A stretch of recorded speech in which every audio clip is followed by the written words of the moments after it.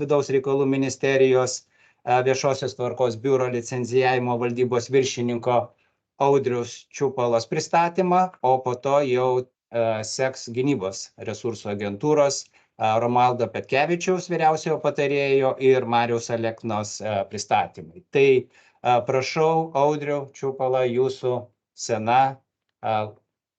Galite kelti skaidres ir tada daryti pristatymą. Visų mūsų bendruomenės narių, kurie prisijungė, prašome visų išjungti mikrofonus. Po pristatymo galite užduoti klausimus arba į chatą parašydami klausimą, arba paspaudę rankytę ir tada jums bus suteikta žodis užduoti tiesiogiai atstovams klausimus susietus su jūsų sritimi. Tai ačiū ir Audriau, prašau jūsų tada scena. Tai laba diena visiems.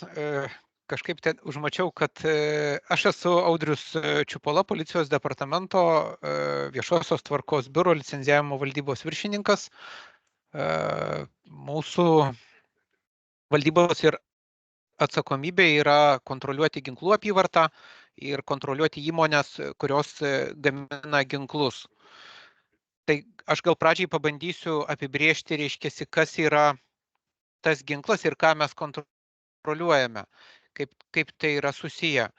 Ne viskas, kas yra įrašytas dvejopo naudojimo prekių sąraše ir ne viskas, kas yra įrašyta karinės įrangos sąraše, yra ginklai. Tai čia pirmas dalykas, kad tą reikėtų skirti. Tas, kas įrašytas dvejopo naudojimo prekių sąraše ir karinės įrangos sąraše, tai visais atvejais reikalauja ekonomikos ir inovacijų ministerijos licenzijų dėl jų gabenimo per valstybės sieną.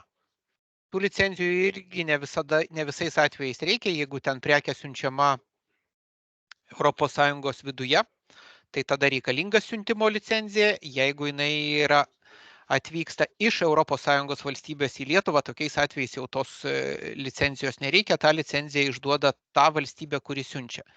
Bet ir atitinkamai yra reikalingos licenzijos, jeigu prekia strateginė karinės įrangos ar dvejopo naudojimo prekių, jeigu jinai yra siunčiama per išorinę valstybės išorinė ES siena. Tai tokiais atvejais ta licenzija importo ar eksporto jinai yra būtina. Jeigu prekė pakliūna į dvejopo naudojimo prekių sąrašą arba į karinės įrangos sąrašo. Bent jau tokiais atvejais visą laiką turėtumėte atsiklausti ekonomikos ministeriją, ar jūsų prekiai reikia tos licenzijos. Tačiau strateginių prekių kontrolės įstatymas kontroliuoja tik tai prekes tuo atveju, kai juos yra eksportuojamos, importuojamos arba gabenamos į Lietuvą arba iš Lietuvos. Tai susiję, reiškiasi, su gabenimu per valstybės sieną. Tai čia yra tiek. Tačiau, jeigu jūsų prekė yra ginklas, gali būti tokia sutaptis, kad prekė yra dvejopo naudojimų sąraše ir tuo pat metu jinai yra ir ginklas. Ir dar dažnesnė sutaptis, kad prekė yra dvejopo karinės įrangos sąraše ir tuo pat metu jinai yra ginklas. Tai ten, pavyzdžiui, karinės įrangos sąraše yra įrašyti graižtvinis šautuvas. Šautuvas pagal ginklų įstatymą yra ginklas ir tada jau tą kontrolę jinai išeina iš strateginių prekių kontrolės įstatymo ribų ir jinai yra kontroliuojama ir pagal ginklų įstatymą.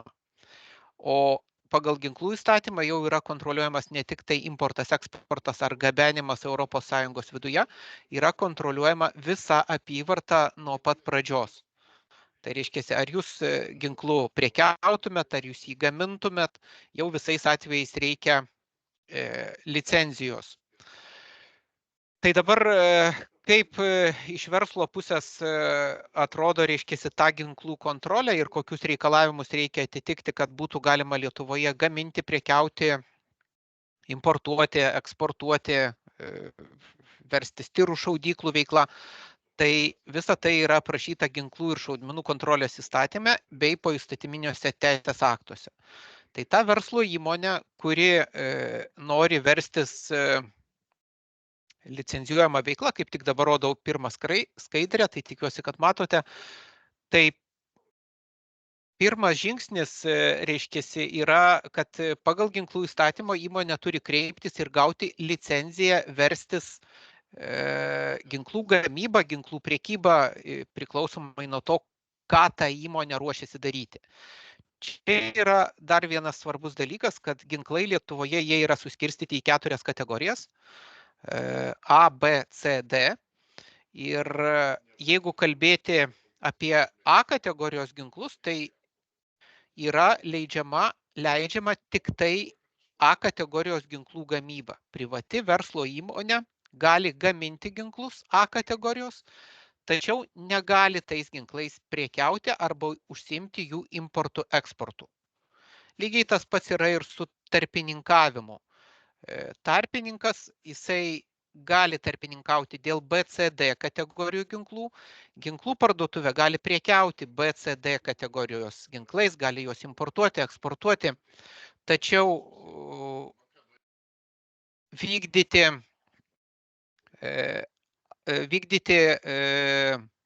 A kategorijos ginklų priekybą arba vykdyti A kategorijos ginklų eksportą, importą, tarpininkavimą A kategorijos ginklų srityje yra draudžiama. Tačiau ir jau jokia licenzija nepadės, tiesiog šita veikla Lietuvoje yra uždrausta. Tačiau gaminti galima visų kategorijų ginklus ir savo pagamintais ginklais galima prekiauti, galima juos eksportuoti. A kategorijos ginklai tai iš esmės yra kariniai ginklai, tai reiškia minosvaidžiai, kulkosvaidžiai, taip pat ir reiškia dabar čia populiarūs reiškia dronai, ta prasme, jeigu jie yra tuo pat metu ir bombų mėtymo įrenginiai. Raketos, raketų paleidimo įtaisai, tai čia visa ta karinė ginkluotė, kuri aišku, kad yra dažniausiai ir karinės įrangos sąraše, bet tuo pat metu jinai yra įrašyta ir į ginklų. Audriau, jūsų mikrofonas išjungtas. Įjunkit, prašau. Atsiprašau, neišjunginėjau, nežinau, kodėl išsijungė. Tai, žodžiu, įmonė gali gaminti A kategorijos ginklus, gali juos eksportuoti, o tas jau tikslus suprasti reiškia, ar jūsų įmonė gamina ginklus, tai visų pirma reikia atsiversti A kategorijos ginklų sąrašą ir pabandyti pasižiūrėti, sekundėlį atsiprašysiu.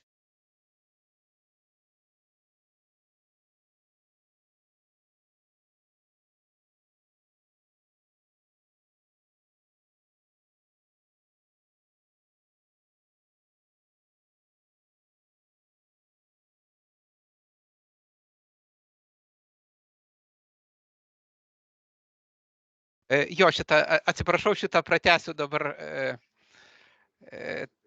Tai yra, reiškia, jūsų įmonė gali gaminti A kategorijos ginklus, gali juos eksportuoti ir tam reikalui reikia gauti licenciją. Lygiai taip pat privatus juridinis asmuo gali ir prekiauti BCD kategorijų ginklais. Vėlgi tam, kad suprasti, ta prasme, ar jūsų įmonė gamina, prekiauja, importuoja BCD kategorijos ginklus, vėlgi reikia atsiversti ginklų įstatymą, ten jau tada žiūrėti ne į 3 straipsnį, žiūrėti į 4, 5, 6 straipsnius ir iš to galite suprasti, reiškia, ką jūsų įmonė prekiauja arba ką jinai importuoja arba eksportuoja. Tai dabar tam, kad pradėti tą ginklų gamybą, tai pirmas žingsnis yra licenzijos gavimas. Yra nustatytos licencijos veiklos rūšių sąrašas ginklų srityje ir jeigu jūs norite gaminti tuos ginklus, tai pirmas žingsnis reikia gauti licenciją. Kad gauti licenciją, tai yra pakankamai paprasta, reikės sumokėti valstybės rinkliavą, reikės parašyti prašymą policijos departamentui, kad tokia licencija būtų išduota. Tai prašyme,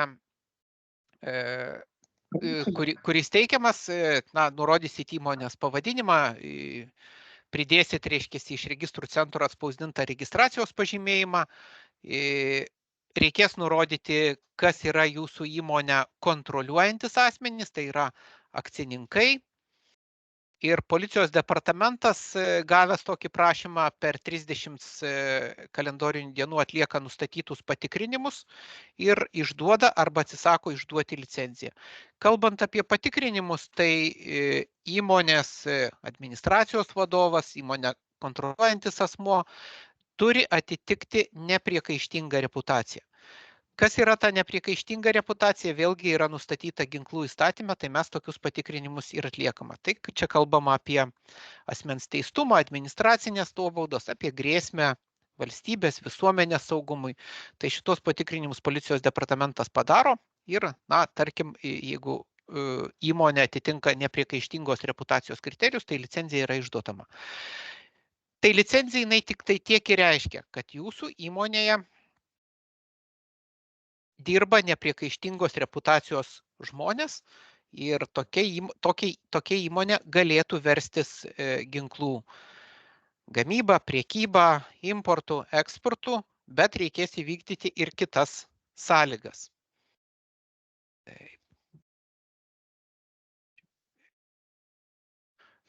Tai dabar tos kitos sąlygos, tai kiekvienai konkrečiai vietai reikia gauti leidimą laikyti ginklus. Tai jeigu ta pirmoji sąlyga, tai pas mus reiškia tai, kad įmonėje dirba nepriekaištingos reputacijos asmenys, tai antra sąlyga, antras reikalavimas, kurį kelia ginklų įstatymas, tai kad įmonė turi turėti tokią vietą, kurioje tos įmonės laikomi ginklai būtų apsaugoti nuo poveikio iš išorės. Elementariai kalbant, nuo vagystės. Tai patalpų reikalavimai, jie yra nustatyti jau generalinio komisaro įsakyme, čia numeris, jis yra, čia tas numeris yra paminėtas 5/V/180, tai šitą įsakymą, kuriame yra nustatyti reikalavimai patalpoms, teritorijoms, rasite irgi teisės aktų registre, lygiai taip pat kaip ir ginklų įstatymą ar licencijavimo taisyklės, pagal kurias turi būti teikiamas prašymas dėl licencijos gavimo. Jeigu įmonė gali įsirengti ginklų laikymo sąlygas pagal tas standartinės taisyklės, kurios yra nustatytos įsakyme 5/V/180, tai jinai tą ir padaro ir kažkokių tai papildomų sąlygų jai nereikia. Jeigu kartais įmonė turi kažkokį tai ypatingą atvejį ir jų gaminami ginklai, niekaip negali atitikti tų standartinių sąlygų. Tokiu atveju įmonė gali pateikti prašymą leisti nukrypti nuo tų standartinių sąlygų ir pasiūlyti kitus būdus, kaip bus ginklai apsaugoti nuo išorės poveikio. Tai čia tada pati įmonė gali pasakyti, reiškiasi, kaip kitaip, negu kad nustatyta standartinėse sąlygose bus vykdoma ginklų apsauga. Ir į tokius prašymus policijos departamentas vėlgi per 30 dienų sureaguoja. Finalas viso to yra, kad po to, kai jau įmonė įsirengia patalpas ginklams laikyti, jinai pateikia prašymą, kad būtų sudaryta komisija, policijos departamentas į tai reaguoja, sudaro komisiją, nuvažiuoja, patikrina patalpas, jeigu tos patalpos atitinka, yra išduodamas leidimas laikyti ginklus. Taip, tai čia kaip tik dabar šitoje skaidrėje čia ir yra tie aprašyti nestandartiniai atvejai, kada galima nukrypti nuo ginklų laikymo sąlygų pagal įmonės prašymą. Šituo pristatymu, aš jį atidaviau, jo bus pasidalinta, tai jeigu kažkas tai paskui nesuspės, tai gali paskui dar pasiskaityti. Ir dar yra trečias žingsnis, antras ir trečias žingsnis, jie gali būti daromi lygiagrečiai, tai galima įsirenginėti ginklų saugyklą ginklams laikyti ir tuo pat metu galima parengti ginklų gamybos aprašą. Jeigu įmonė tik tai ruošiasi prekiauti B, C, D kategorijų ginklais, tai šito trečio žingsnio jau nebebūna, tai yra standartinės ginklų parduotuvės sąlygos, jos yra aprašytos, jeigu mes kalbam apie ginklų parduotuvę, tai tų popierinių žurnalų dėl B, C, D kategorijų ginklų, jų iš esmės pas mus nėra. Tiesiog įmonė turi pareigą prisijungti prie policijos elektroninių paslaugų sistemos, privalomai ten turi susikurti paskyrą ir visa ginklų apskaita, iš kur tas ginklas nupirktas arba kada jisai pagamintas. Čia kalbu apie B, C, D kategorijų ginklus, jinai jau vykdoma policijos elektroninėje sistemoje. Ir vėlgi, jeigu atėjo klientas, ta prasme, visa apskaita vykdoma ten. Tačiau gamybai tokios elektroninės apskaitos nėra, nes tie ir A kategorijos ginklai, reiškiasi, jie yra pakankamai nestandartiniai. Tai dėl A kategorijos ginklų ir taip pat yra rengiamas gamybos aprašas. Ir čia kaip tik dabar šitoje skaidrėje ir matote, koks yra to gamybos aprašo turinys. Tai gamintojas, reiškiasi, turi numatyti A kategorijos ginklų gamintojas ar kitokių ginklų gamintojas, jisai turi numatyti į apskaitą įtraukiamų objektų detalių medžiagų atsekamumą, atsakingų asmenų kiekviename etape identifikavimą, į apskaitą įtraukiamų objektų detalių medžiagų gavimą, saugojimą, panaudojimą, gamybą. Būtent šituo momentu, jeigu tarkim jūs nuspręstumėt gaminti dronus, kaip tik rengiant gamybos aprašą ir būtų nusprendžiama, kas bus to drono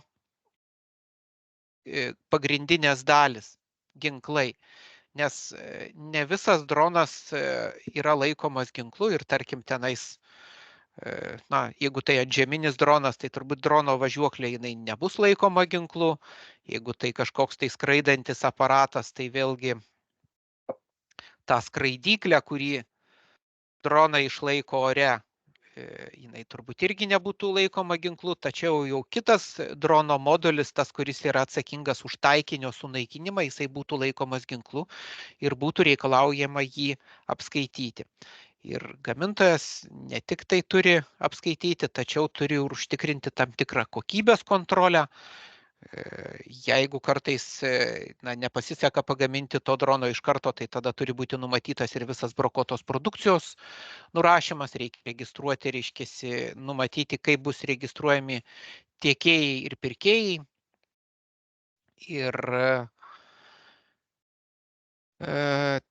Ir visa apskaita, reiškiasi, tas, kai mes kalbame apie ginklą. Tai maždaug tiek. Ir vėlgi čia yra viskas panašiai, tas aprašas, kaip aprašas, taip ir ginklų laikymo sąlygos jau priklauso, tas visas nagrinėjimo terminai, jie priklauso ne tik nuo policijos, bet priklauso ir nuo to gamintojo, kuris tą aprašą rengia. Kai mes gauname to aprašo projektą, jisai turi būti suderintas su policija, tačiau kartais iš pirmo karto nepavyksta suderinti, tai tiesiog per 30 dienų mes pateikėme pastabas, vėliau jau priklauso nuo pačio gamintojo, per kiek laiko jis atsižvelgs į tas pastabas, pataisys.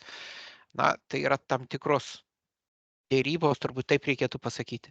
Lygiai tas pats ir su ginklų laikymo sąlygoms, tai priklauso ne tik nuo policijos, bet ir nuo pačio gamintojo ar tos ginklų parduotuvės, kuri tas patalpas įsirenginėja, nes kartais ir tie statybos darbai ar įrengimo ginklų saugyklos darbai, jie irgi kažkiek tai užtrunka ir tada jau tas leidimo išdavimo terminas, leidimas yra išduodamas tada, kai ta saugykla yra komisijos priimta, o jos įrengimas, ne tik nuo policijos priklauso, per kiek verslo subjektas tą ginklų saugyklą įrengs.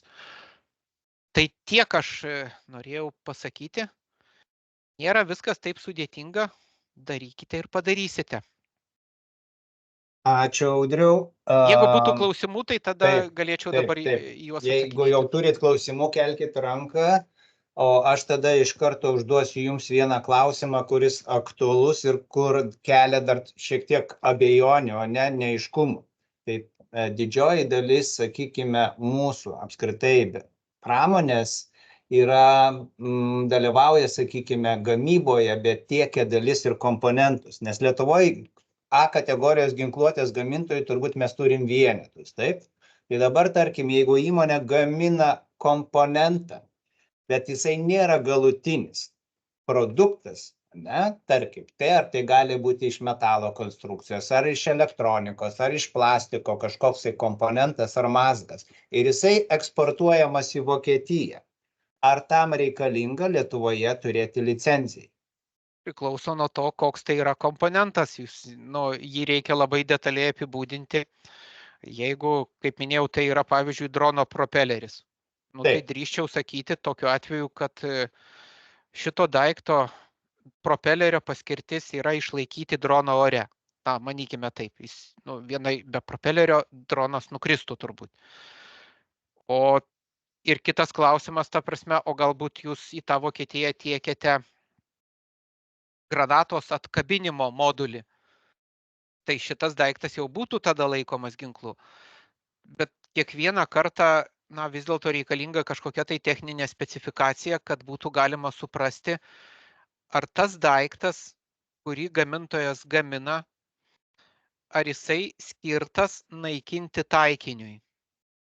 Ginklas, jeigu pasižiūrėti ginklų įstatymą, jisai turi savo apibrėžimą. Tai ginklas yra bet koks daiktas, kuris skirtas naikinti, paveikti, žaloti taikinį. Tai per tai būtų tas atsakymas. O taip vienareikšmiškai atsakyti dabar, kad tai priklausys nuo daikto. Aš negaliu atsakyti dabar į tą klausimą vienareikšmiškai. Gal tada dar vieną pavyzdį, tarkim, pateikčiau, ne? Na, sakykime, gamina kažkokią metalinę dalį komponentą. Na, tai būna frezuota metalo tiksli, reiškia, preciziška frezuota dalis, kuris siunčiama Rheinmetall į Vokietiją. Bet kaip jūs sakote, ta dalis jinai yra galbūt šarvuotos mašinos komponentas, kurių yra ten keli tūkstančiai. Ir jisai, net ta su dalim, jinai nėra kaip ginklas, su kuriuo kažką galėtum padaryti. Kaip tokiu atveju? Ar įmoniai taip pat reikia licenzijos? Gal pabandysiu tada, nežinau, ta prasme, kai pasakysite, kas yra tas kažkoks daiktas, tai aš duosiu kažkokį atsakymą. Nes labai sunku atsakinėti į klausimą, kai jūs sakot, kad įmonė gamina kažkokį tai metalo dirbinį. O kokia yra to kažkokio metalo dirbinio paskirtis, aš taip paklausčiau, bet techninės specifikacijos turbūt mes čia nesurasime. Dabar galėčiau nebent paminėti, kad turime aukščiausiojo teismo ir apeliacinio teismo nutarčių, ten, kur žinau, pavyzdžiui, granatos korpusas. Ten sprogmenų nėra, detonatoriaus nėra, yra nuteistų žmonių, reiškiasi, už granatos korpusą, už minos korpusą. Tai, tarkim, minos korpusas, manykim jo, čianais yra plastiko gabalas, kaip turbūt jūs pasakytumėt. Bet tai yra jau ginklo dalis. O jeigu jūs ten kalbant apie šarvuotą techniką, tai galbūt darot, reiškiasi, važiuoklės dalį kažkokią. Taip, važiuoklės dalis, variklio dalis. Jo šitą, tai jeigu mes kalbame, jo variklio dalis, važiuoklės dalis, tai nėra tos tiesioginės paskirties naikinti taikinį. Tai yra transporto priemonės dalis, taip, transporto priemonės, kuri yra karinės įrangos sąraše. Ten šitą dėl, jeigu jūs ją tiekiate į Vokietiją, ten transporto priemonės, kuri yra karinės įrangos sąraše, tai jums reikėtų tada tokią įmonę reikėtų gauti ekonomikos ir inovacijų ministerijos siuntimo ES licenciją. Case by case šitą, tai reiškia, kiekvieną kartą, kai daromas siuntimas iš Lietuvos į Vokietiją, kiekvieną kartą reikėtų gauti tą siuntimo licenciją. Jeigu vis dėlto tai, ką jūs pasakoja, būtų ginklas, ta prasme, bet pasakyti pagal taip suformuotą klausimą, ar tai yra ginklas, kažkoks metalo dirbinys, ta prasme, tai nelabai įmanoma dabar šitą, iš tikrųjų reikėtų detalesnio apibūdinimo, ką ta įmonė gamina. Supratau, bet jeigu, kaip jūs pasakėte, metalo kažkoks gaminys, ar tai būtų frezuota, ar tekinta, ar dar, tarkime, ten pjauta, lenkta ir taip toliau, bet eitų į važiuoklę, į variklio dalį, į kėbulą, sakykime, dalį, jisai nebūtų laikomas ginklu ir tada reikėtų jau ekonomikos ir ministerijos, ne, tokios kaip licenzijos, leidimo. Jeigu pakliūna į karinės įrangos sąrašą. Taip, jeigu pakliūna į karinės. Jeigu nepakliūna, tokiu atveju licencijos nereikia. Jeigu pakliūna į dvejopo naudojimo prekių sąrašą, irgi reikėtų užklausti ekonomikos ministerijos, ar nereikia siuntimo ES licencijos. Jeigu kalbam apie ES, jeigu yra siuntimas jau į trečiąsią šalis, tai būtų eksporto licencija. Gerai, ačiū. O jeigu jau ginklas, tai tada visas tas pristatymas ten galioja. Ačiū. O kad atsakyti į tai, ar ginklas, tai reikia techninių specifikacijų. Kiekvieną kartą individualiai. Kiekvieną kartą, tikiuosi, kad, gerai. Tada matau keletą rankų pakeltų, tai prašau, Andriau Vilkauskas turi klausimą.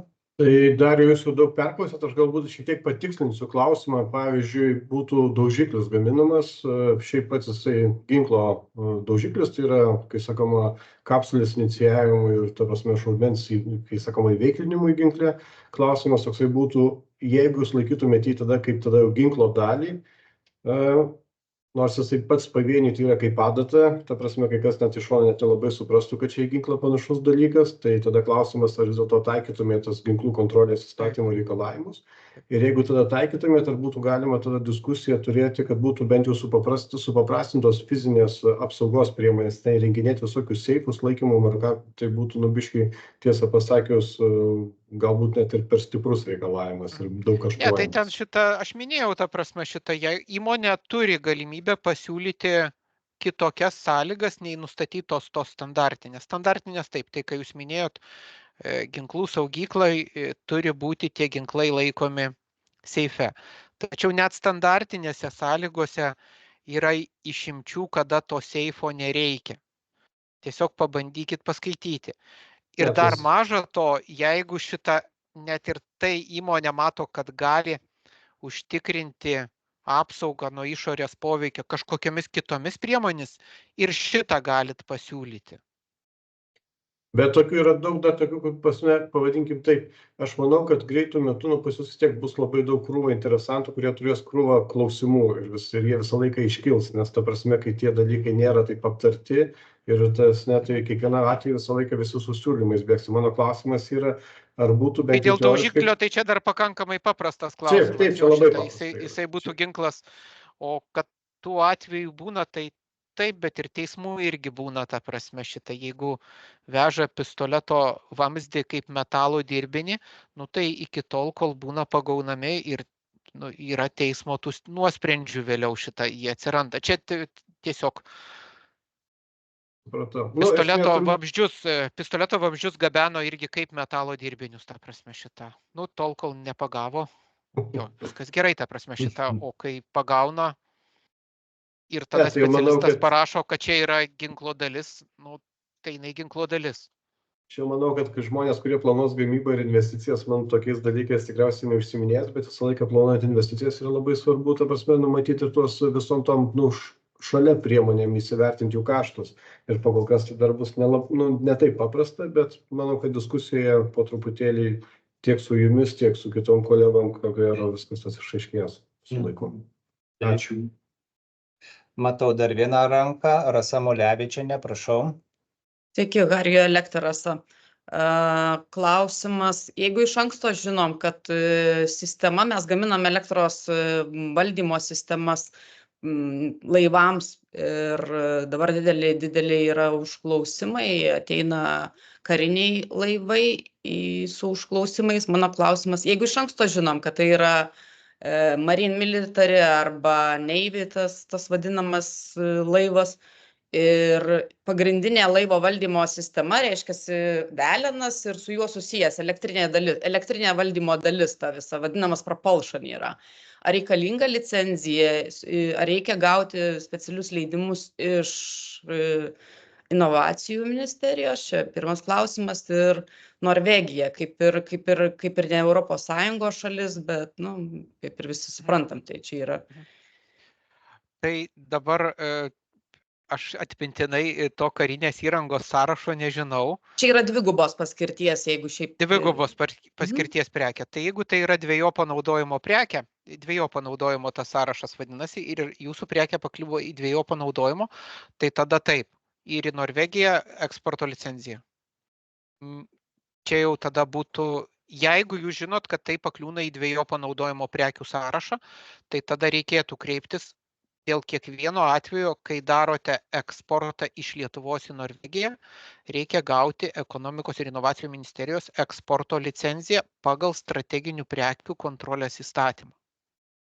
O Europos Sąjunga? O Europos Sąjunga klauskite tos institucijos, kuri išduoda. Ten nėra taip visiškai paprasta. Aš esu iš policijos departamento, ne iš ekonomikos ministerijos. Ta, ką žinau, pasakiau, ta prasme, dėl dvejopo naudojimo prekių siuntimo Europos Sąjungos viduje priklausytų. Rašykite laišką, yra ten atsakinga strateginių prekių kontrolės skyrius Aušra Šablinskienė. Aušra Šablinskienė @eimin.lt. Taip, ačiū. Ar būtų dar daugiau klausimų? O dabar kalbant apie tai, ten ar tas velenas ginklas, neginklas, tai aš tai tuo labai abejočiau, bet tą pasitikrinti ginklų sąrašas, jis yra ginklų įstatymo 3, 4, 5, 6 straipsnė. Labai abejočiau, ar jūs ten tarp minosvaidžių ir haubicų rasite veleną. Mes tikrai ne, kaip tik šiuo metu mokausi ginklo savigynai išsiėmimo kursus praeidinėju, tai tikrai ne. Tikrai mūsų gaminys nepriklauso prie ginklų. Aš tik kalbu, kad žinom tiesioginė paskirtis, tai yra pagrindinė karinio laivo varymo, tas vadinamas propulsion elektrinis, kai laivas įplaukinėja į uostą, jam reikia kažkuo tai tą veleną sukti. Arba... Tai ačiū.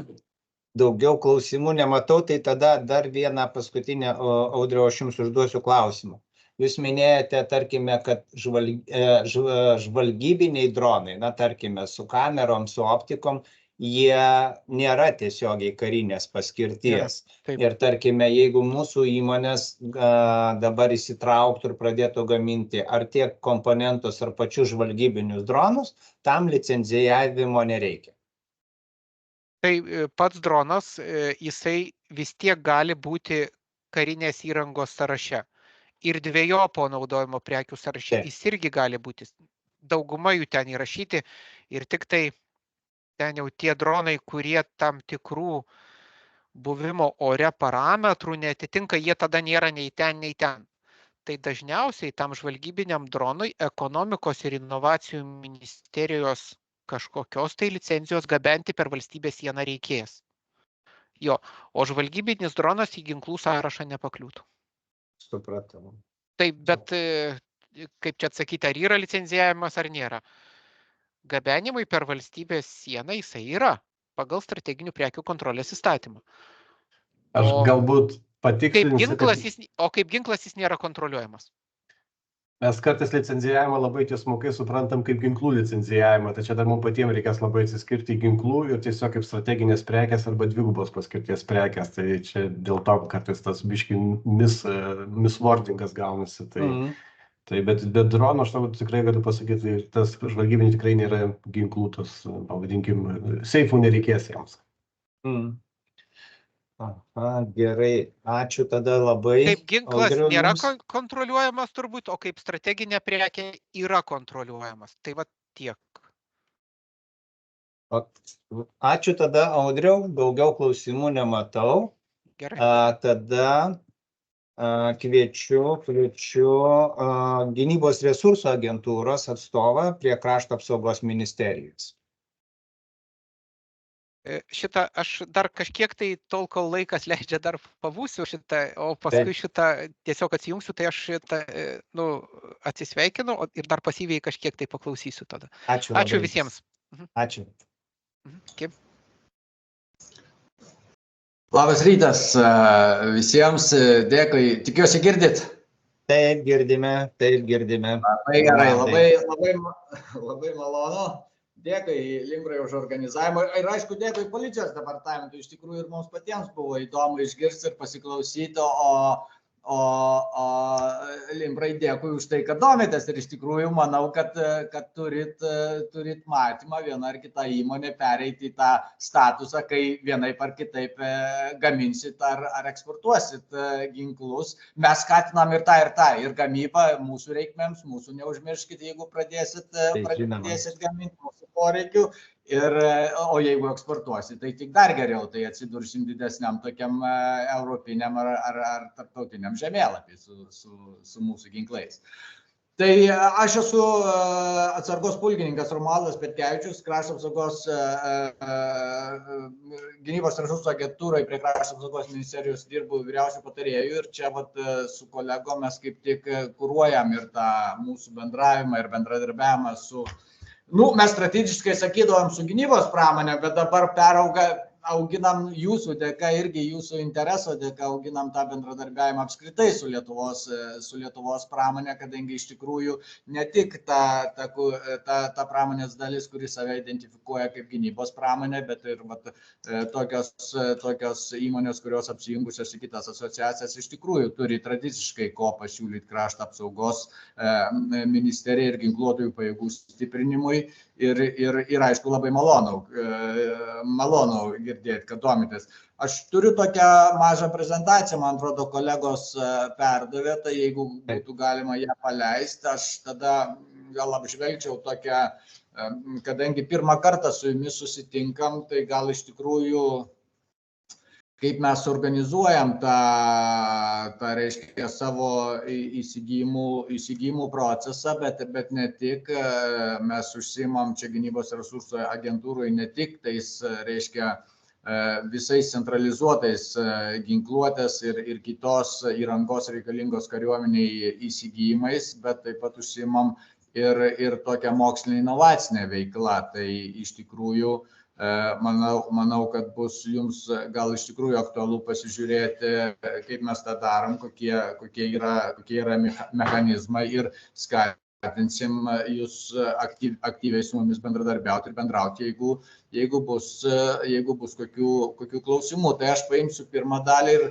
ir jūs taip pat domėjotės Europos gynybos fondu, kuris yra iš tikrųjų toks jau gana šiuolaikiškas mechanizmas sukurtas, kaip sustiprinti ES apskritai gynybos pramonę ir skatinti inovacijas gynybos srityje, tai kolega Marius paskui pristatys ir tą dalį. Tai jeigu galima prie sekančios skaidrės tiesiog pereiti, tai mes, kaip matot, nesam vieni toj reiškia gynybos srityje ir iš tikrųjų ne kad nenorėtume, mes esame įpareigoti užsiimti šalies gynybą, bet norim, kad ir jūs prisidėtumėt prie to, kaip pramonė, tai mes jūs automatiškai, netgi gal jūsų nepasiklausę, įrašėme į ekosistemos dalį gynybos, tai tikiuosi nesupyksit.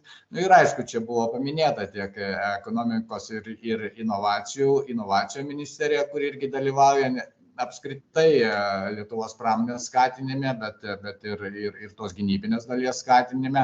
Ir aišku, mokslas ir tyriamoji veikla mums irgi yra svarbus, kadangi mes iš tikrųjų nenorėtumėm atsilikti ir tuo labiau, kad turim ką Lietuvoje pademonstruoti ir išnaudoti tiek mokslinius tyrimus, tiek inovacijas gynybos srityje, tai mes irgi įtraukiam į tokią bendrą ekosistemos dalį. Tai, o tiesiogiai mums, aišku, visada malonu santykiauti su pramonė, kadangi iš jūsų produktą mes tikimės nupirkti ar gauti, ar kad jūs jį mums pagaminsit greičiausiai. Tai čia reiškia toks natūralus procesas. Tai va tokia ta ekosistema. Mes skaidrės tas jums paliksim ir gal kokia ta įmonė nedalyvauja, negalėjo šitam susitikime, tai prašytumėm iš tikrųjų pasidalinti pagal galimybę. Tai jeigu galima prie sekančios skaidrės. Tai kad suorientuoti jūs, kur kaip kariuomenė vysto tuos savo pajėgumus ir jūs gal tada pajausit, kur jūsų įmonė galėtų ar truputį pakoreguoti savo veiklą ar kryptį, prie kokio to Lietuvos kariuomenės pajėgumo jūsų įmonė galėtų prisidėti, tai mes turim išskyrę tokias kariuomenės plėtros kryptis, tai tas manevras sausumoje, tai čia iš esmės viskas, su kuo mes kariaujam ant žemės, įskaitom visokios kovos mašinos ir tie patys šaunamieji ginklai ir kulkosvaidžiai, čia iš tikrųjų čia platus spektras tos ginkluotės ir technikos. Paskui netiesioginė ugnies parama, kad turėtumėm galimybę, reiškia, savo karius priešakinėse linijose remti iš toliau, tai va čia tokie elementai kaip haubicos ir iš dalies tie patys, sakykime, dabar, kaip jau čia minėjom, daug kartų tie dronai, sakykime, galbūt žvalgybiniai ir taip toliau, kurie patenka ir jau tada į kitą kategoriją, čia informacijos rinkimo ir žvalgybos elementas, kuris karyboje yra labai svarbus, tai čia yra ir visokių elektroninių sistemų, ir elektroninių kovos sistemų, ir strateginės, ir operacinės žvalgybos elementai. Mes dažniausiai žiūrim tokius skraidančius elementus, kurie mums teikia papildomas informacijos. Ir aišku, ta tokia neprieinama arba nepraeinama oro erdvė ir oro erdvės nacionalinis oro erdvės apsauga yra labai svarbus elementas, apie kurį diskutuojam daug, tai antžeminė oro gynyba nuo priešiškų elementų iš tikrųjų yra ta kryptis, kur mes orientuojam. Tai čia tokie 4 dideli gabalai, kurie išlieka gana pastovus vystantis Lietuvos ginkluotosioms pajėgoms. Ir jeigu pereitumėm prie sekančios skaidrės, tai mes paskaidėm į tokį detalesnį sąrašą, tai aš gal prie jo ilgai neapsistosiu, bet kad jūs pamatytumėt, į ką išsiskirsto tie didesni elementai. Matot, jeigu čia pamatysit kova su nuotoliu valdomomis sistemomis, čia patenka po to oro domenų elementų, sakykime, ir tie patys galbūt netgi kovos dronai, kurie galėtų sunaikinti, reiškia, priešų dronus ar kokie tai dronų spiečiai. Jeigu jūs inžinerijos asociacijų užsiemat kokių tyrimų, gal iš tikrųjų padėtumėt mums, reiškia, kokių dronų spiečių valdymo elementą, dirbtiniu intelektu pagrįstą sukurti ir taip toliau. Tai kaip matote, tas toks sąrašas tų detalesnių krypčių yra gana išsamus. Tai iš tikrųjų manau, kad Lietuvoje turėtumėm atrasti potencialo įmonių, kurios galėtų gaminti ar tai vieną ar kitą sistemą, ar tai kokį jūs komponentą, kaip tik kalbėjot, kad gal iš tikrųjų turit kokių tai sąsajų su užsienio partneriais, kurie norėtų pas jūs pasigaminti čia Lietuvoje, pasigaminti kokį tai savo sistemos komponentą. Čia dar kartą noriu grįžti ir padėkoti policijos departamentui, kad kadangi čia daug, aš suprantu, kad tas procesas, licencijavimas ir taip toliau gal yra sudėtingesnis ir tokia administracinė našta gal užkrauna vienu ar kitu atveju, bet jis yra reglamentuotas. Ir iš tikrųjų mes kalbam čia apie ginkluotės sistemas, bet skatintumėm jūsų neišsigąsti, reiškia, to reglamentavimo ar tos administracinės naštos ir iš tikrųjų tą tokį pajėgumą, ar tai komponentą, ar tai visos sistemos gamybos plėtoti čia Lietuvoje. Tai jeigu galima prie sekančios skaidrės pereikim. Tai dar tiesiog pailiustruoju tuos kelis pagrindinius dabar vykdomus ginkluotės įsigijimų projektus. Čia mes parinkom keletą tokių, kurie turėtų savyje to vadinamo galimai pramoninio bendradarbiavimo elemento, kadangi čia yra perkamos gana sudėtingos sistemos. Ir dažniausiai gamintojas ar tiekėjas tokių sistemų ieško partnerio Lietuvoje, kurie padėtų ir mes patys Lietuvos kariuomenė ieško tokio partnerio, tokios įmonės, kurie padėtų, sakykime, tą įrangą prižiūrėti, atlikti tam tikrus reglamentų darbus, ar tai būtų galima įsteigti kokią tai jungtinę įmonę su tuo užsienio partneriu, ar tiesiog imtis ir išvystyti tokį pajėgumą Lietuvoje ir jį paskui pasiūlyti kaip priežiūros pajėgumą ar kokių tai darbų, ar remonto, reglamentų darbų atlikimą Lietuvoje. Tai va tokių sudėtingesnių sistemų. Arba tų pačių komponentų gamybos plėtojimo. Aš jums parodysiu keletą paskui dar tokių renginių, kuriuos mes vis pastoviai organizuojam, tam, kad skatinti jūsų tą sąveiką su tais užsienio partneriais, kad iš tikrųjų atsirastų va, ta tokia sinergija, kad iš tikrųjų ir užsienio partneriai pamatytų, koks yra čia Lietuvos pramonės gebėjimas ir pajėgumas prisidėti prie jų sistemos, ar tai gamybos, ar priežiūros. Taip matot, tos sistemos yra gana tokios sudėtingos, bet aš nemanau, kad čia Lietuvos pramoninkams yra neįkandomas kokį tai elementą pagaminti ar atlikti tokių sistemų priežiūrą.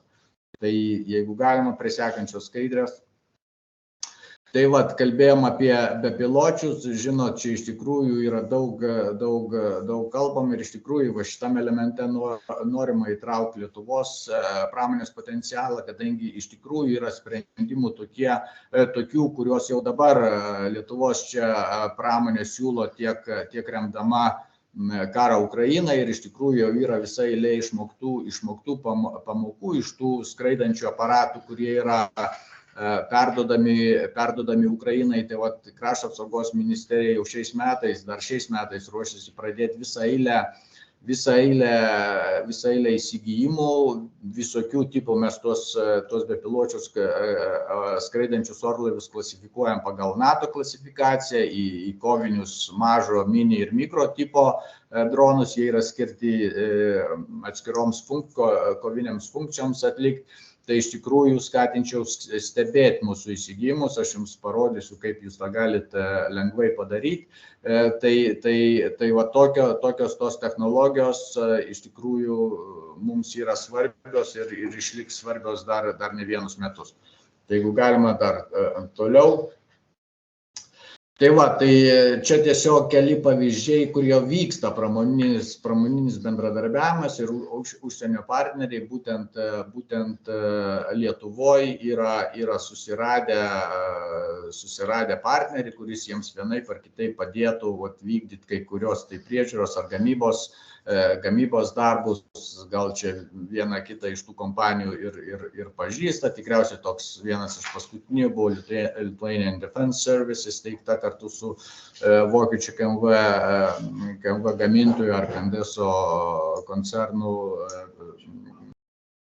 pėstininkų kovos mašinų priežiūrų, bet kaip jeigu girdėjot spaudoj, jie savo pajėgumus pastoviai ugdo ir iš tikrųjų išugdė pajėgumą remontuoti ir Ukrainoje pažeistus Leopard tankus. Tai iš tikrųjų tokios įmonės iš tikrųjų yra mūsų sėkmės pavyzdžiai, arba ta pirma Brolis Semiconductors įmonė įvardinta, kuri jau istoriškai seniai bendradarbiauja su krašto apsaugos sistema ir išvystė gamybą labai gerų optinių įrenginių ir iš tikrųjų per jau Lietuvos tą krašto apsaugos sistemos rinką išėjo ir į platesnius pasaulinius vandenius su savo sistemomis. Va tos populiarūs antidroninės sistemos, anti-servisas vysto tiek mums, čia Lietuvos kariuomenės poreikius patenkinti, bet perduoda visą eilę ir sistemų į Ukrainą. Bet jų iš tikrųjų reikės daugiau ir reikės jų daugiau ne tik Lietuvoje, bet ir apskritai europiniai rinkoje ar NATO rinkoje. Jeigu galima toliau, aš čia truputį kažkaip užtempiu, čia iš tikrųjų, kad jūs žinotumėt, mes jūs labai iš tikrųjų norim prašyti su mumis aktyviau bendradarbiauti ir matot tą gynybos resurso agentūros inovacinė veikla. Mes padengiam labai platų spektrą. Tai iš tikrųjų, jeigu jums kyla kokių klausimų ar gal kas nors neaišku dėl to, į kokią pusę reikėtų nukreipti savo gamybinį pajėgumą ar kokiais papildomo finansavimo šaltiniais galėtumėt pasinaudoti ar prisidėti prie kokių tai, sakykime, NATO ar ES vykdomų projektų gynybos srityje, ar norit užsiimti mokslinę veiklą ir tyrimais, gal turit kažkokį savo įmonėje, kažkokį tai padalinį, kuris užsiima tais moksliniais tyrimais ir produkto ar dvigubos paskirties ar grinai karinė industrijai nukreipto produkto gamyba, tai iš tiesų kontaktai mūsų bus prezentacijos pabaigoje, tai iš tikrųjų skatinčiau su mumis bendradarbiauti ir dalyvauti mūsų renginiuose. Mes dabar iš tikrųjų išplėsim savo kvietimų sąrašą į renginius, kuriuos mes organizuosim tiek informacinius, tiek tematinio pobūdžio. Tai iš tikrųjų prašysim jūsų aktyviai dalyvauti. Jeigu galima prie sekančios skaidrės. Tai va, tai tiesiog va čia yra pagrindiniai elementai, kaip mes siūlom su jumis bendradarbiauti. Norėčiau atkreipti ir aš tikiu, kad yra įmonių ir jūsų asociacijų, kurios jau yra dalyvavusios krašto apsaugos sistemos ar vykdomuose pirkimuose, bet tiesiog, jeigu pamatysit, paskutinis tas elementas su raudona nuoroda, tai iš tikrųjų aš paskatinčiau jums dar kartą prisijungti pagal tą reiškia nuorodą. Ir ten yra publikuoti detalūs mūsų GRA tiek vykdomi įsigijimai, tiek planuojami įsigijimai. Aš patikrinau šiais metais, ten yra eilučių sąrašas virš 100 eilučių planuojamų įsigijimų, tai iš tikrųjų tikėtumėmės, kad reiškia ir Lietuvos įmonės galėtų aktyviai sudalyvauti mūsų vykdomuose pirkimuose ir gali pasižiūrėti netgi statistiškai, ten yra informacijos ir apie praėjusius pirkimus. Tai iš tikrųjų, jeigu gal ir neplanavo dalyvauti, bet vis tiek skatinčiau pasižiūrėti tą pirkimų sąrašą ir ko krašto apsaugos sistemai reikia. Ir iš tikrųjų, jeigu turit ar produktą, ar su kokiu tai partneriu galit pasiūlyti, kokį tai produktą mums reikalinga sudalyvauti tose pirkimuose. Tai jeigu galima prie sekančios skaidrės. Tai va, dar vienas elementas, kurį aš iš tikrųjų labai norėčiau pabrėžti, mes daug kalbam apie ES vykdomus projektus, dabar gynybos srityje aktyviai įsijungusius, apie tai jums papasakos kolega Marius, bet aš norėčiau priminti apie NATO Support and Procurement Agency, reiškia agentūrą, kuri vykdo centralizuotus pirkimus visoms NATO valstybėms. Lietuva, krašto apsaugos ministerija, gynybos resursų agentūra yra vienas iš geriausių partnerių skaitomų, kuri vykdo pirkimus tokius jungtinius, pasinaudojant tos NATO NSPI paslaugomis. Mes esam ten ar trečioji, ar ketvirtoji šalis pagal šitos sistemos naudojimą. Todėl natūraliai tos agentūros dėmesys krypsta į Lietuvoje esančias įmones. Bet kokią mes indikaciją gaunam iš NSPI, pavyzdžiui, pereitais metais NSPI išsiuntė virš 100 paklausimų Lietuvos įmonėms dėl tam tikrų produktų, ar turėtų, ar neturėtų, ir iš esmės gavo labai mažai atsiliepimų iš Lietuvos įmonių. Tai mes iš tikrųjų norėtumėm paskatinti, aš suprantu, kad ten yra, kad užregistruoti savo produktą toje agentūroje į katalogą, kad gali būti tam tikros administracinės naštos. Bet procesas yra gana aiškus, aiškiai aprašytas, bet jūs turėtumėte įsivaizduoti, kad jeigu jūsų produktas patenka, reiškia, į katalogą tos NSPI, tai jis jau yra matomas, tai dabar tarp daugiau kaip 30 NATO valstybių. Tai iš tikrųjų aš skatinčiau, jeigu turit produktą arba gynybinę, arba skirta grinai gynybai arba dvigubos paskirties, tai iš tikrųjų siūlyčiau pasidomėti ir užregistruoti tą produktą šitam katalogui, kadangi iš tikrųjų jūs neužilgo ir galite sulaukti NSPI kreipimosi, kad kažkas iš jūsų norėtų tokį produktą nupirkti, ar atskira šalis, ar šalių grupė, ten daug pirkimo vykdo kelios valstybės, kadangi, žinot, didesnis mastas, sutaupoma truputį. Tai skatinčiau iš tikrųjų šito nepraleisti ir veikti gana proaktyviai. Tai jeigu galima prie sekančios skaidrės. Tikriausiai girdėjot apie greitai pasirodysiantį gynybos pramonės įstatymą. Mes iš tikrųjų dabar su naujo krašto apsaugos ministro atėjimu tikimės, kad tas įstatymas atsiras dar gal netgi šią vasarą.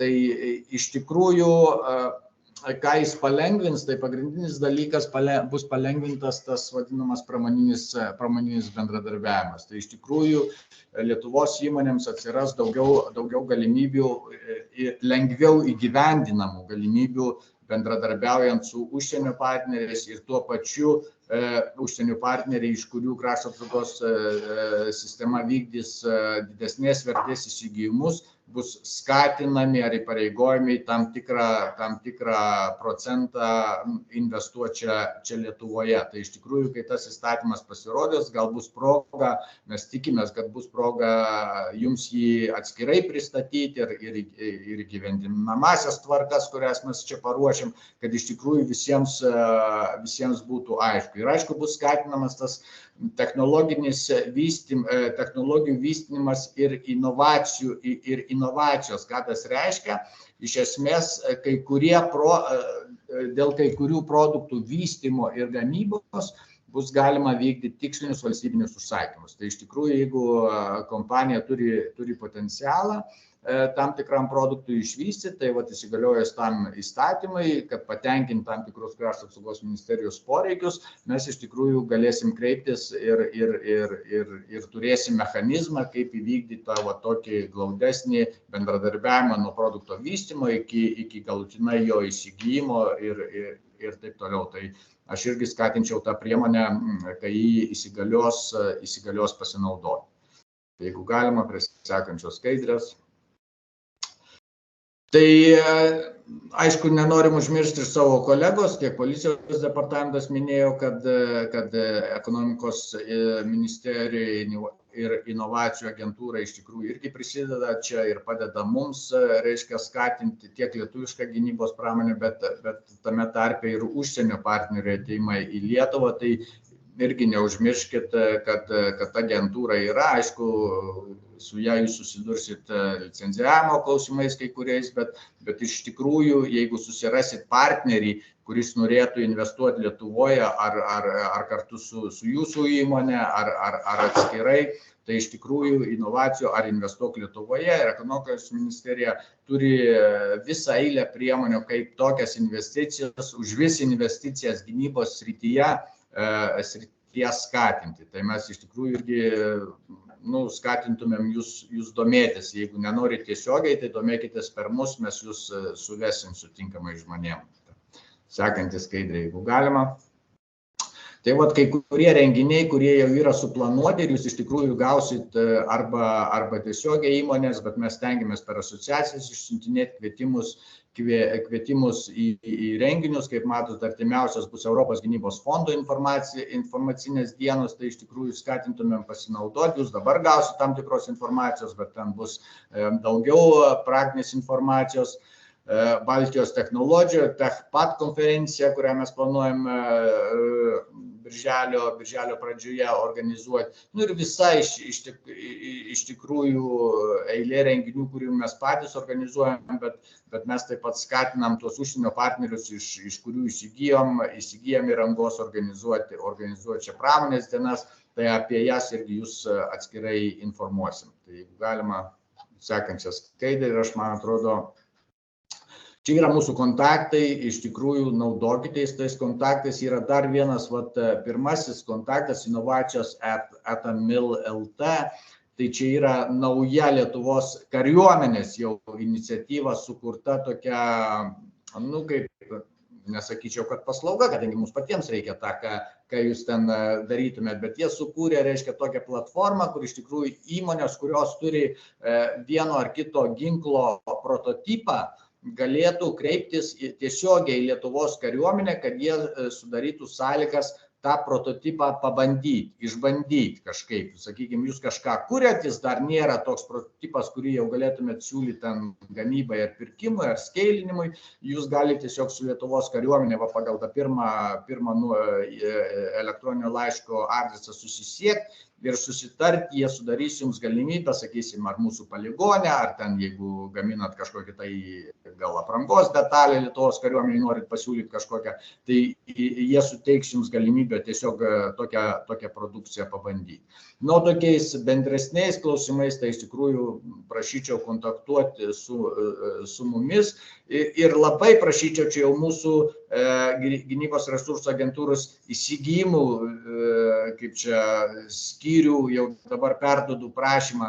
Iš tikrųjų, žinot, jie vykdo prieš atlikdami pirkimus rinkos analizę, stengiasi daryti geriausią darbą, ką gali padaryti, bet ne apie viską kartais randa ar turi informaciją. Tai iš tikrųjų, jeigu norit pristatyti savo produktą, ar turit ten kokią brošiūrą, ar kokią prezentacijų paketą pasiruošę, tai prašyčiau mums persiųsti. Mes perduosim čia į teisingas rankas, kad jūsų produktas būtų matomesnis čia pas mus viduj, kadangi, kartais, žinot, ne viską ir mes surandam. Tai va, tikimės iš asociacijos, kad mums padėsit kokią tai informaciją apie turimus produktus, už vis pasižiūrėję tuos pirkimų sąrašus, kuriuos mes planuojam, kad galėtumėt mums pateikti, o mes jau perduosim mūsų įsigijimų organizatoriams, techninių specifikacijų rengėjams. Tai va, tai tiek iš mano pusės, aš perduosiu gal žodį kolegai Marijui, paskui jeigu kils klausimų, gal mes tada bendrai ir pasikalbėsim. Tai dėkui labai. Ačiū Romualdai. Tai tada prašau Marius Alekna. Sveiki, kolegos. Tai porą žodžių apie Europos gynybos fondą, apie vieną tokių naujesnių ES iniciatyvų.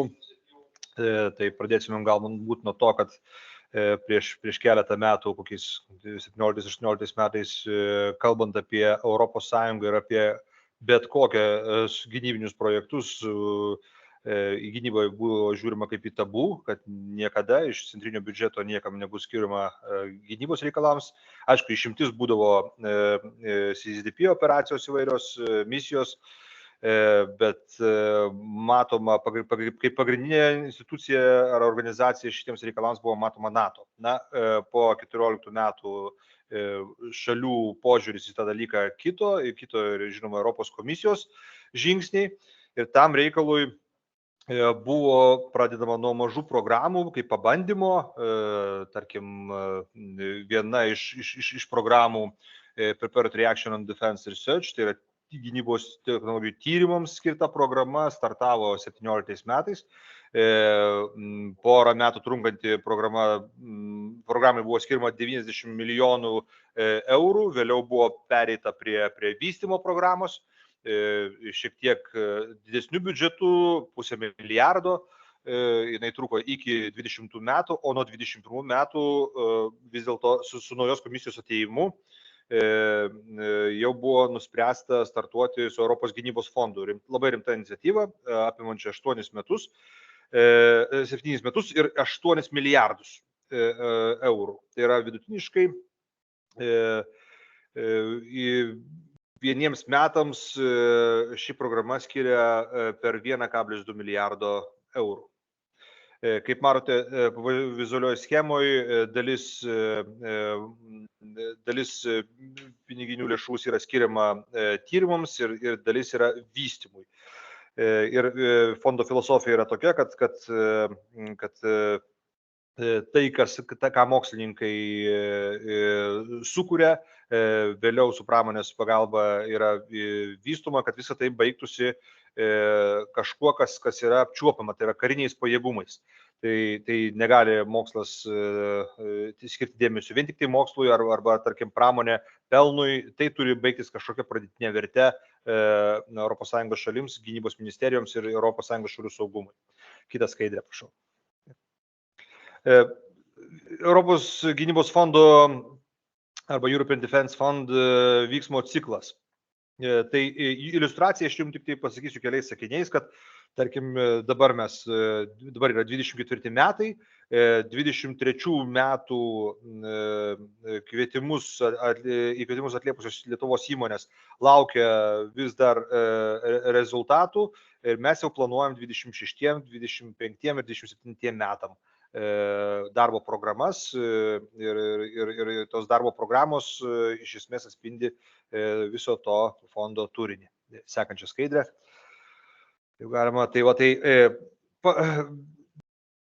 šalis ir Europos komisija kartu su Europos gynybos agentūra ir visom kitom suinteresuotom ES institucijom sutarė nuo pat pradžių, nuo pat fondų steigimo pradžios, kad kalbėsim visus 7 metus apie 17 nekintančių kategorijų. Dėl jų yra sutarta, jos nekinta. Tai yra 15 šakinių, kurias jūs matote, ir dešiniam apatiniam kampe yra 2 horizontalios kategorijos, tai yra virsmo technologijos ir speciali kategorija skirta mažom ir vidutinėm įmonėm.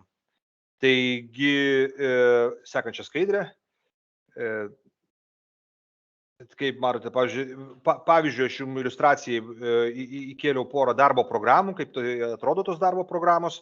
Tai Europos komisija su ES šalių vyriausybėm nutarė, kas tais metais bus skiriama kokiai temai, kokia subtema, koks dėmesys, kiek pinigėlių ir tas 1 milijardą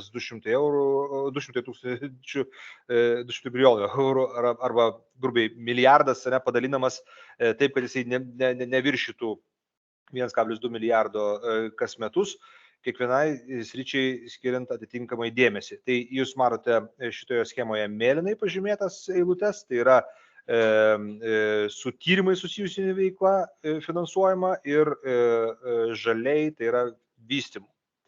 Tai research ir development. Tai raudonai apibrėžtos sritis, tai yra mūsų prioritetinės sritis Lietuvai. Kaip normalu, kad mes negalime atliepti iš karto 17 kategorijų, turim tam tikrų ir apribojimų. Tai kiekvienais metais mes nusprendžiame gavę darbo programą ir turinį, kas mums tais metais bus prioritetas. Atsižvelgiant į kariuomenės komentarą, į tai, kas aktualu nacionaliniam saugumui ir tų metų aktualijas.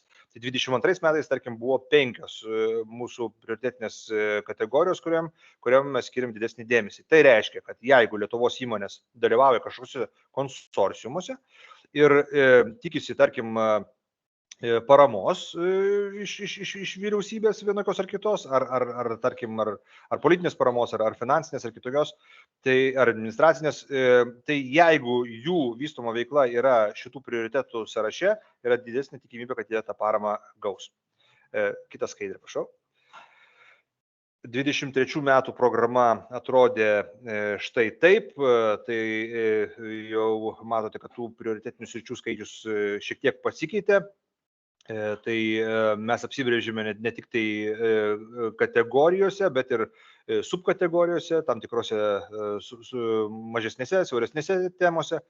Ir atliepiam tiek mūsų gynybos pramonės potencialą, kas jiems buvo aktualu, kur link jie vysto veiklą, tiek tai, kas aktualu pačiai kariuomeniai. Kaip matote, praeitais metais buvo skirta šiek tiek daugiau pinigų, bet kaip aš minėjau, vidurkis yra šiek tiek virš milijardo kiekvienais metais.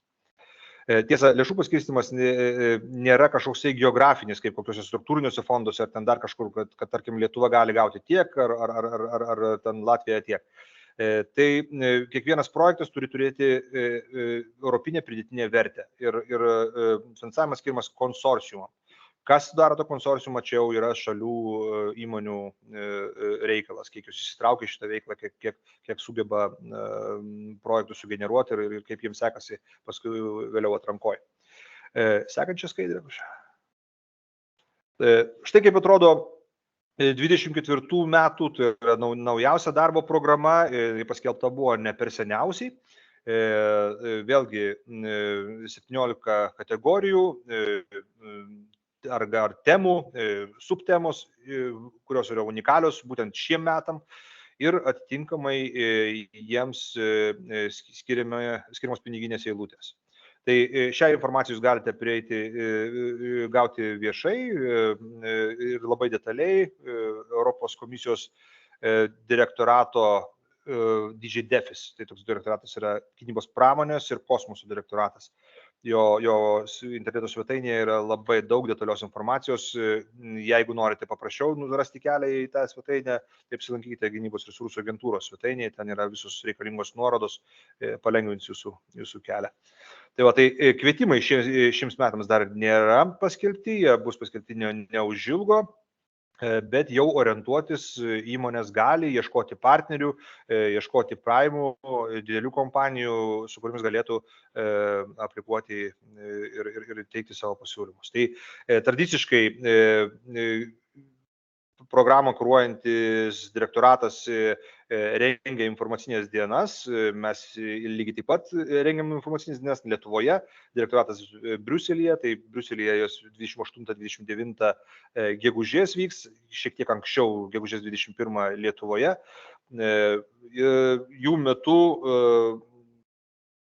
labai gera proga yra susirasti savo kontaktų, susiorientuoti, kur link eina gynybos technologijos ir kokie galimi bendradarbiavimo formatai EDF ribose.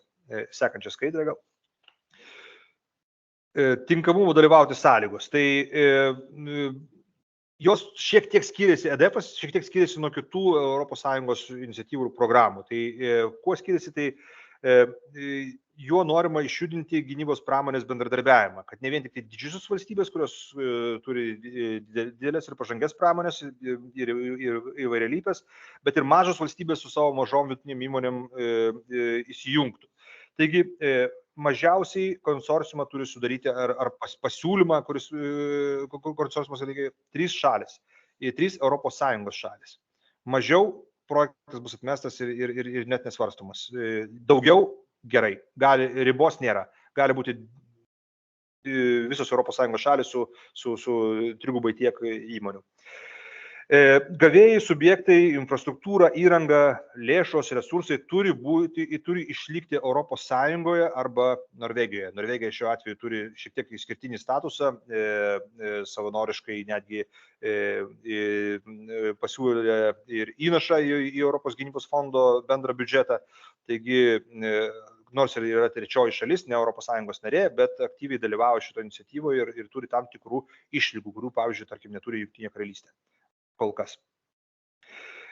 Na ir visi šitie infrastruktūra, įranga, lėšos liekančios ES teritorijoje turi netitekti trečiosiom šalim. Kas yra trečios šalis, maždaug įsivaizduojat. Ir trečiosios šalis negali gauti tyrimų ir vystymo projektų rezultatų ar kažkaip kontroliuoti jų.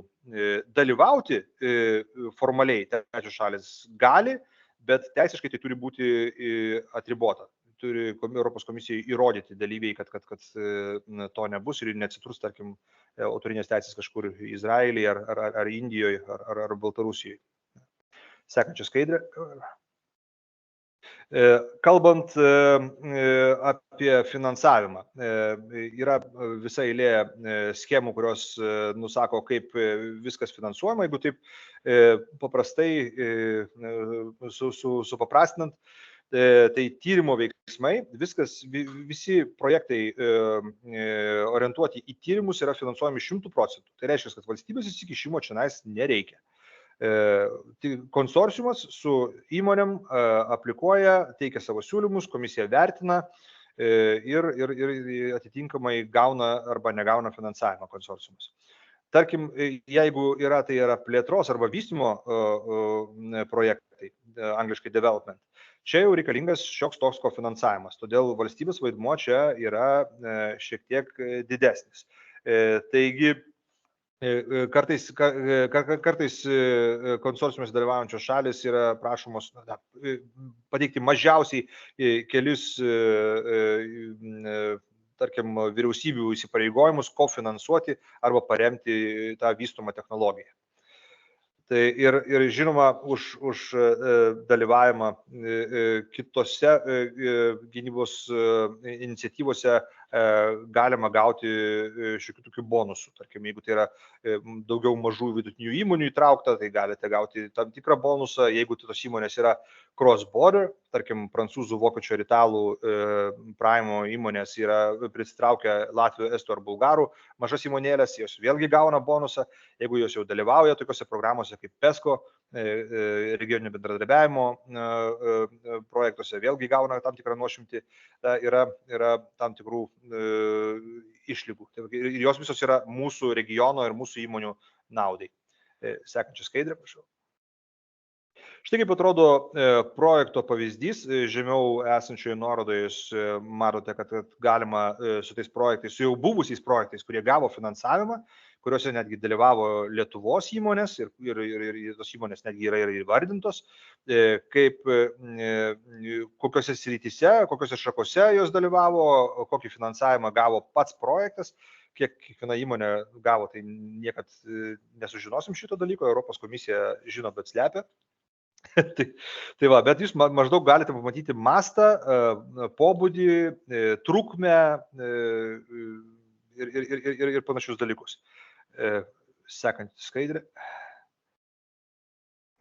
Čia to paties projekto iliustracinis pavyzdys šiek tiek didesnių šriftu, kur jūs matote trumpą projekto aprašymą, dažniausiai paraiškose ir prašoma abstrakto ir žinoma paraiškose prašoma akcentuoti, kuo tai yra, kaip tai prisideda prie pajėgumų stiprinimo, Europos gynybos pajėgumų stiprinimo. Tai neturi būti grinai mokslinis produktas, idėja, tyrimas, vystoma technologija.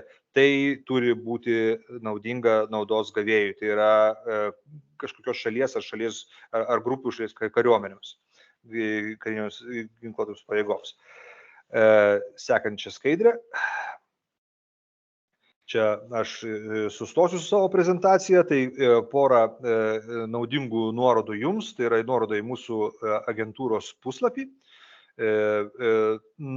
Datos indikacijos, kada artimiausi renginiai susiję su Europos gynybos fondu įvyks.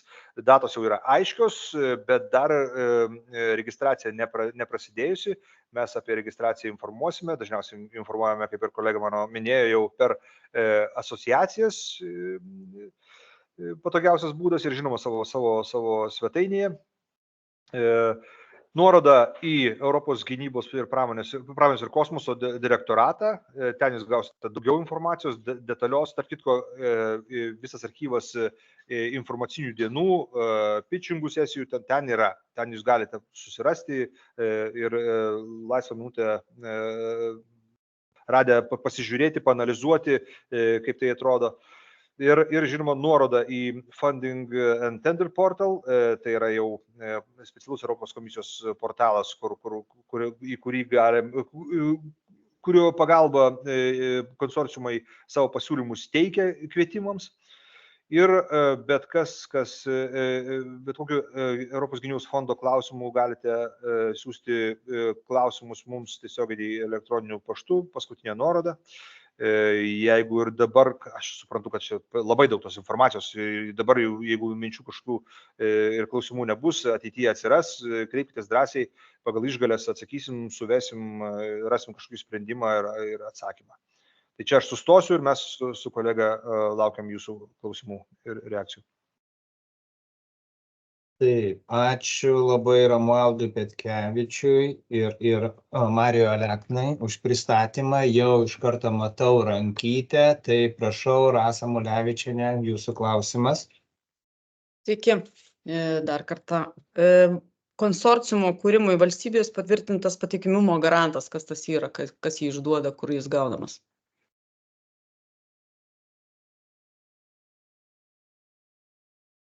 Ar nesigirdi?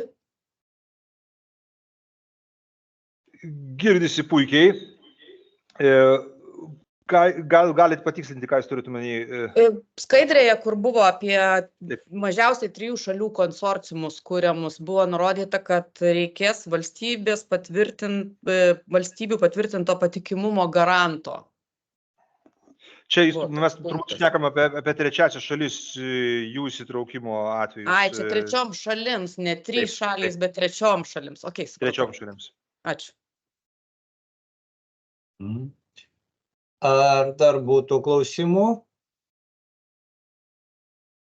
Na, kol dar galvojat, aš turiu vieną klausimą, kur buvo pristatoma, kad Lietuvos kariuomenė taip pat turi tam tokių, sakykime, nacionalinių kvietimų, kur gali įmonės dalyvauti vystant arba kuriant produktus, tarkime, moksliniai tyrimai, inovacijos ir taip toliau. Gal jūs jau galite, ar žinote, ir galite pasakyti, ar tam jau įmonė turi turėti įsigijusi, sakykime, licenzijas ir leidimus?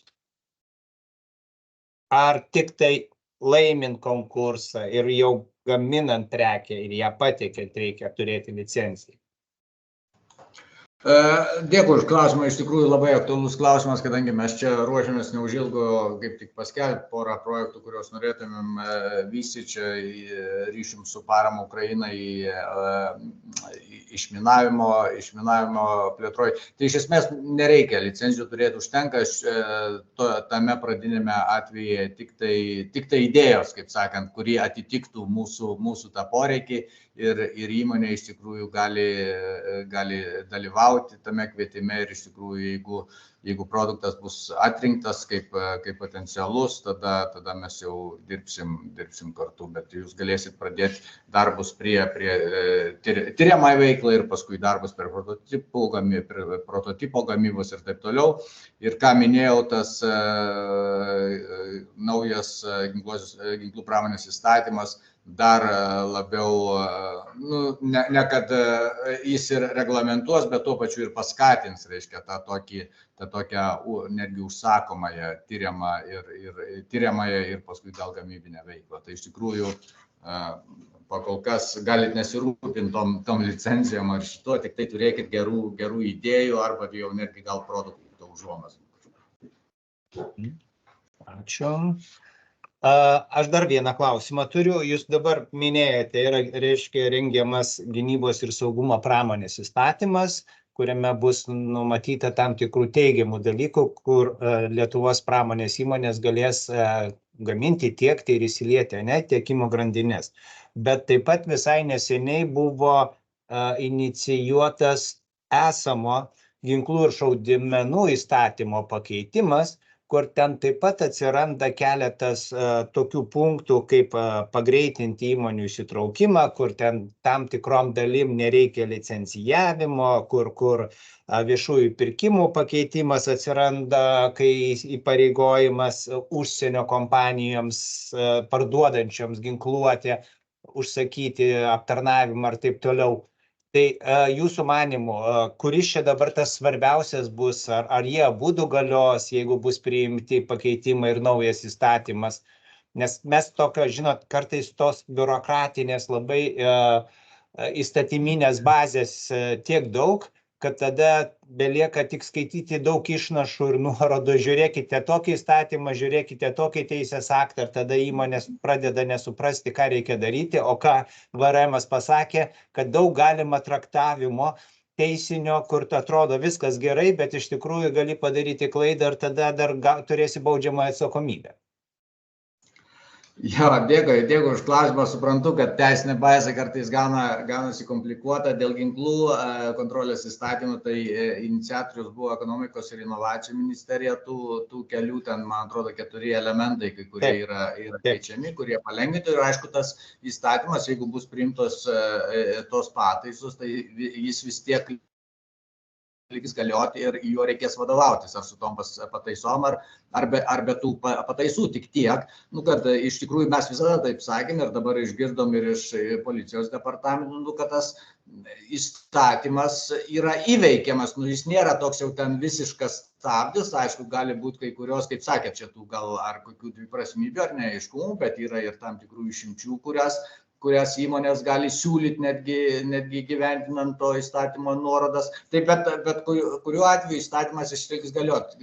Gynybos pramonės įstatymas apims truputį kitas sritis, bet aišku, jis nepadarys išimčių jokių iš ginkluotės įstatymo. Tai jeigu atsiras koks tai poreikis ar užsakymas, ar susirasit partnerį, su kuriuo kartu gaminsit tai kokį tai komponentą, kuris jau galimai papuls po ginkluotės įstatymo reguliavimų, tai iš tikrųjų tuos reikalavimus vis tiek reikės įgyvendinti, kadangi bus gaminama ginkluotė ir technika. Tai iš tikrųjų mes netgi būtumėm už tai, kad įmonės būtų saugiai gamintų ginkluotę ir techniką iš tikrųjų ar komponentus. Tai iš esmės paliks galioti abudu įstatymai, tik mes tikimės, kad tas ginkluotės įstatymas, už kurį tikriausiai bus atsakinga Krašto apsaugos ministerija už jo įgyvendinimą, padės Lietuvos įmonėms labiau užpildyti rinką, o mums Krašto apsaugos ministerijai turėti tiek tiekimo grandinės trumpesnės ir saugesnės pas save, mes matom šitą kaip stiprinančią sąlygą mūsų nacionalinį saugumą. Ir iš tikrųjų mes norėtumėm, kad įmonės ieškotųsi aktyviai užsienio partnerių ir iš tikrųjų prisidėtų prie šalies gynybos. Tai. Ačiū. Nematau pakeltų rankų. Tai mūsų tada šios dienos webinaras eina į pabaigą. Prieš jau baigiant ir pasakant visiems viso gero ir gero artėjančio savaitgalio, tai pabandysiu reziumuoti. Tai pirmiausia, tikrai mes džiaugiamės bendradarbiavimu su valdžios institucijomis, VRM, Krašto apsaugos ministerija, Gynybos resursų agentūra prie Krašto apsaugos ministerija, Ekonomikos ministerija, Užsienio reikalų ministerija. Matome tikrai teigiamų pokyčių, kad inicijuojami įstatymai, kurie palengvintų mūsų Lietuvos įmonėms galbūt su mažesnė administracinė našta ir licencijavimu įsilieti tiekimo grandinę. Tikrai palaikome tą iniciatyvą, kad būtų prievolė užsienio kompanijoms, kurios parduoda, o mūsų valstybė perka ginkluotę, kad tos užsienio kompanijos turėtų prievolę atlikti tam tikrą techninį aptarnavimą arba garantinį patarnavimą arba dalių komponentų tiekimą būtent iš Lietuvos. Tai tikrai mes turim ir galime galimybę tą daryti. Tai tuo džiaugiamės, laukiame, kad kuo greičiau šitas dalykas įvyktų. Bet mūsų įmonėms taip pat dar pravartu žinoti ir atkreipti dėmesį, kad be esamų, sakykime, teisėkūros aktų ar esamo dabar ginklų ir šaudmenų įstatymų, ar strateginės paskirties prekių kontrolės įstatymų, ar gynybos ir saugumo pramonės įstatymą, kuris dabar yra svarstomas, dar galioja ir užsienio kompanijų, kurioms mes galėtumėm gaminti, mūsų įmonės galėtų gaminti, jų dar vidiniai reikalavimai. Kaip pavyzdys, prieš keletą dienų mes turėjom susitikimą Limpra administracija, vadovybė su Naval grupės vadovybė. Jie čia buvo atvykę pas mus į Limprą, į Lietuvą, dar keletą mūsų narių įmonių vizitavo. Galiu pasakyti, kas tai Naval. Tai Naval tai yra didžiulis prancūzų koncernas, kuris gamina karinius laivus ir povandeninius laivus. Jie domėjosi, ką mes čia Lietuvoje turim, ką galim. Tai jie pasakė tokį dalyką. Mes turime 300 standartų įvairių, kuriuos turi atitikti įmonės, kad mes gamintume. Arba užsakytume tas detalės, o mūsų Lietuvos įmonės gamintų. Tai jūs galite suprasti, kad tai be mūsų kokybinių reikalavimų ir kainos ir kokybės santykių, kas yra svarbu, turėsim atitikti dar ir tos šalies koncerno, sakykime, keliamus vidinius reikalavimus. Tai įsilieti į gynybos pramonę verta, bet reikia nusiteikti ir žinoti, kad tam reikės skirti ir papildomų, sakykime, žmogiškųjų resursų, atitikti tos standartus ir įmonės turės praeiti arba įgyvendinti tam tikras kokybės, saugumo, tiek kibernetinio, tiek fizinio kažkokio įmonėje saugumo reikalavimus, jeigu norėsim gaminti. Čia jau kalbant turbūt apie sudėtingesnę ginkluotę, o ne apie kažkokius varžtelius ir, sakykime, mažus laidelius. Tai iš mano pusės tiek, jeigu ir pabaigai mes tikrai dalinamės ir dalinsimės visą informaciją, kurią gausim iš Krašto apsaugos ministerijos, iš Ekonomikos ministerijos, kas susieta su mūsų įmonių interesais tiek gaminti, tiek tiekti detalės arba kurti kažkokius inovatyvius sprendimus. Tai šią informaciją mes su savo nariais, skaidrėmis ir įrašo video įrašo kopiją pasidalinsime. Rašykite, mėly mūsų nariai, mums į Limprą visais klausimais padėsime tiek, kiek yra mūsų kompetencijos ribos leidžia. Ko nežinosime, kreipsimės į mūsų partnerius, į Krašto apsaugos ministeriją ir Ekonomikos ministeriją. Tai ačiū Jums ir gero artėjančios savaitgalio. Dėkui, iš tikrųjų gero savaitgalio ir gerbiamas Darius čia paminėjo, neišsigąskit tų standartų ir reikalavimų kokybei, jie panašus yra ir Lietuvos, dauguma įmonių taiko tokius standartus, kurie galioja NATO standartai ar kokie tai ES standartai, neišsigąskit jų, vis tiek aplikuokit, ieškokit partnerių, iš tikrųjų bus tik į naudą, kad mums bus naudinga, tai tikrai, tikiuosi ir jūs iš to gausit naudos ir bendraukim ir toliau. Ačiū. Viso geriausio. Viso. Dėkui. Ačiū. Viso labo.